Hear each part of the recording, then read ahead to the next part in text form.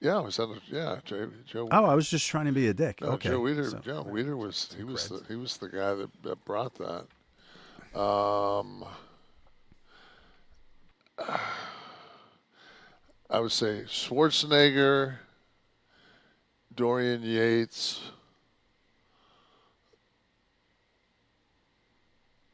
Jay Cutler, and Phil Heath. Those would be my four. I remember this black guy that was like he didn't even look real. He looked like something that was. I didn't. I left Ronnie Coleman out of that.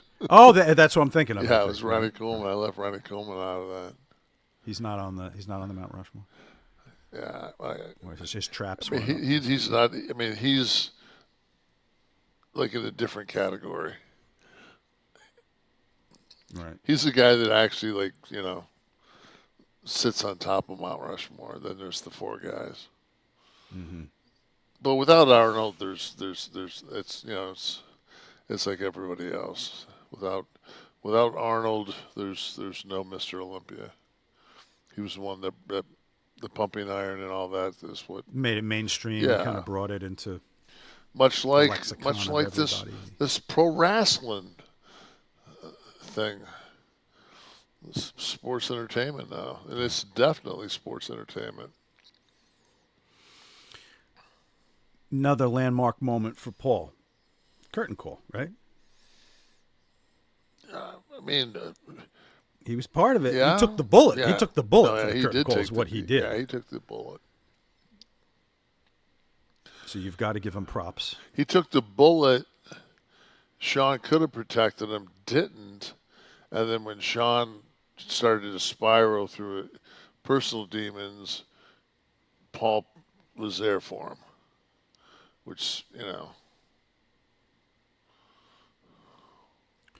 Was there any animosity on Paul's end I know there was, yeah, for I not think there was, going to bat? yeah, I think there was on all of our ends. Like,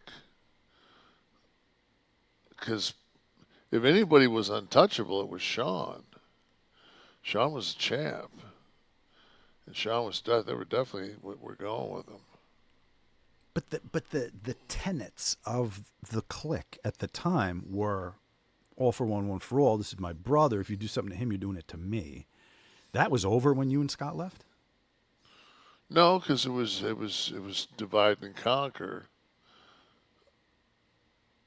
I just think that, see, I wasn't involved in the screw job, so I don't know how that whole, you know, like psychology played out either.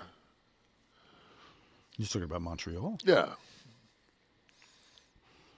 Well, he was already. I swear to God, I have nothing to do with it. I had no idea. No idea. Another thing for me, I don't know how many people know about this. You do, and I know some of your friends. His loyalty to Walter Kowalski Oh, after he got hired, he would. he would take him on the road. Yeah, he told the story how he joined us, and it took us several weeks to pry him away from Walter. I know. You know, But that's a sweet thing yeah, it's unbelievable. I that he want to created. think we were somewhere in Boston when we finally grabbed him, and that's where we made the drive to Portland, where the whole story with the kid and all that with the somas.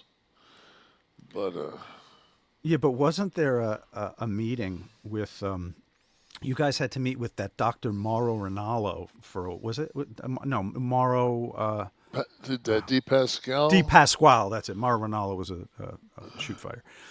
Mauro Di Pasquale, who was talking to guys. Now this is remember we want natural bodies. We're getting off the gas. We're testing for everything. So he had him. He was a nutritionist, I guess, right? Who would come in and talk to you guys about eating. And didn't Walter like stand up, offended during a meeting, and scream at him that the best sources of protein were almonds and walnuts, and storm out of the meeting? And I I think wasn't there that for might have that. been. I wasn't. Oh, you weren't there. I Okay. wasn't Well, I there. know people that were. I was told Walter had told me that before, And he also told me that you should only drink room temperature water. You should never drink cold water. Okay.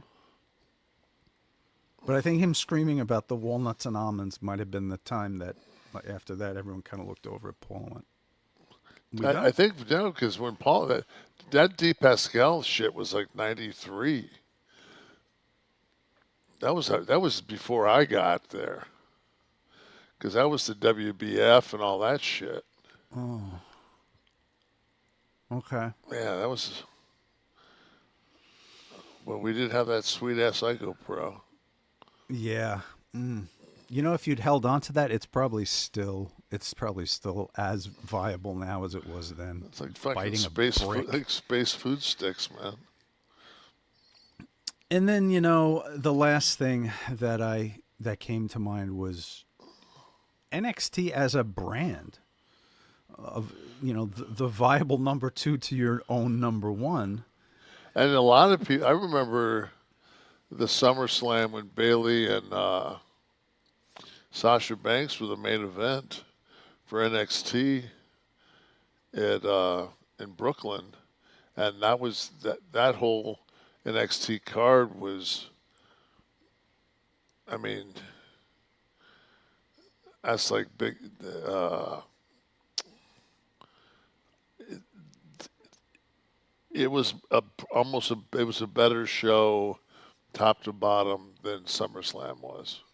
Mm. The NXT was. It's from a standpoint of just watching it and crowd reaction, crowd inner reaction. Like NXT became kind of the hip promotion. Yeah, the punk rock to what was on top 40 radio. Yeah, Yeah. and then like that's when Paul had that health scare. Then I mean they fucking it was 2 seconds later, and Kevin Dunn was down there.